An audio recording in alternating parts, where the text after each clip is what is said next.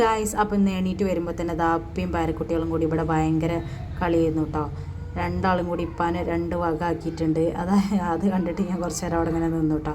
അങ്ങനെ രാവിലത്തെ പരിപാടികളൊക്കെ കഴിഞ്ഞിട്ടോ കുറച്ച് നേരം ഞാൻ മോൻ്റെ കൂടെ ഇങ്ങനെ ഇരുന്നു. മോളെ പറഞ്ഞയച്ചൊക്കെ ചെയ്തു കേട്ടോ. അതൊക്കെ കഴിഞ്ഞ് എനിക്ക് പുറത്ത് പോകേണ്ട ഒരു ആവശ്യം ഉണ്ടായിരുന്നു. ഇവിടെ തിരൂർ ഇവിടെ സ്റ്റുഡിയോയിലൊക്കെ ഒന്ന് പോകണം. എനിക്കൊരു ജീൻസ് നോക്കാനുണ്ടായിരുന്നു കേട്ടോ. അങ്ങനെ ഞങ്ങൾ അങ്ങോട്ട് സ്റ്റുഡിയോൻ്റെ അങ്ങോട്ട് ബസ് കയറിയിട്ട് താഴെപ്പാലത്തു നിന്ന് അങ്ങനെ സ്റ്റുഡിയോയിൽ എത്താനായിട്ടോ. സ്റ്റുഡിയോയിൽ എത്തി. അവിടെ തെരച്ചിലാണ് പാൻറ്റിന് വേണ്ടിയിട്ടുള്ള കുറേ കളക്ഷനൊക്കെ ഇങ്ങനെ കാണുന്നുണ്ട്. പക്ഷേ എൻ്റെ അടുത്ത് ഇങ്ങനെ ലൂസ് ഫിറ്റൊക്കെ എൻ്റെ കയ്യിലുണ്ട് കേട്ടോ. ഇത് കുറച്ച് ഷോർട്ട് ടോപ്പിന് കുർത്തക്ക് വേണ്ടിയിട്ടുള്ള ജീൻസാണ് കേട്ടോ ഞാൻ തിരഞ്ഞിരുന്നത്. ഇങ്ങനെ ഞാനൊരു ജീൻസ് സെറ്റ് ഇവിടെ ട്രയൽ റൂമിൽ പോയി. ഇതാണ് കേട്ടോ ഒരു ഐറ്റം. പിന്നെ ട്രൈ ചെയ്തതാണ് ഈ രണ്ടാമത്തത്. അങ്ങനെ രണ്ടും എനിക്ക് വലിയ ഇഷ്ടമായില്ല. അങ്ങനെ അത് അവിടെ വെച്ചു കേട്ടോ. പിന്നെ ഞാൻ ചെറിയ ടീഷർട്ടുകളുണ്ടോ നോക്കിയിട്ടോ.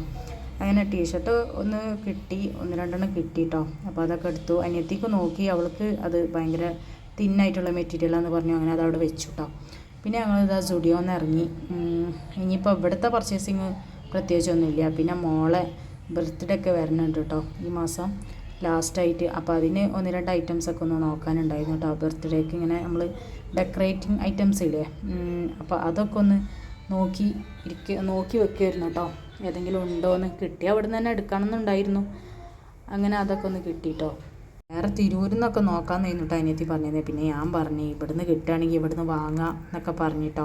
അങ്ങനെ നമ്മൾ നല്ലൊരു പെർഫ്യൂമിൻ്റെ ഷോപ്പുണ്ട് കേട്ടോ. ഞാൻ അവിടുന്ന് വാങ്ങിയിട്ടൊന്നുമില്ല, ജസ്റ്റ് ഇങ്ങനെ ലൈറ്റ്സൊക്കെ അറേഞ്ച് ചെയ്ത് കണ്ടപ്പോൾ ഒന്ന് ജസ്റ്റ് ഒന്ന് വീഡിയോയിൽ എടുത്തുന്നുള്ളൂ കേട്ടോ. പിന്നെ ഞങ്ങളിത് ഹൈപ്പർ മാർക്കറ്റിൽ പോയിട്ടാണ്. പിന്നെ അവിടുന്ന് കുറച്ച് സാധനങ്ങളൊക്കെ വാങ്ങാണ്ടിരുന്നു. മോൻ്റെ നെയിൽ ട്രിമ്മറിന് ബാറ്ററി ഇടാൻ വാങ്ങാണ്ടായിരുന്നു കേട്ടോ. അപ്പോൾ അത് വാങ്ങി. പിന്നെ ഇങ്ങനെ ഒരു ചേച്ചിനോട് ചോദിച്ചായിരുന്നു വേറെ ടൈപ്പ് ബാറ്ററിയൊക്കെ ഉണ്ടോ. അതായത് കുറേ ഇങ്ങനെ തൂക്കിയിട്ട് കണ്ടപ്പോൾ ഒരു കൺഫ്യൂഷൻ വന്നപ്പോൾ അവിടെ നിന്നു കേട്ടോ.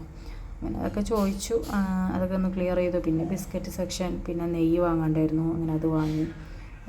പിന്നെ മോൻ്റെ ഡയപ്പർ അങ്ങനത്തെ കാര്യങ്ങളൊക്കെ വാങ്ങി കേട്ടോ.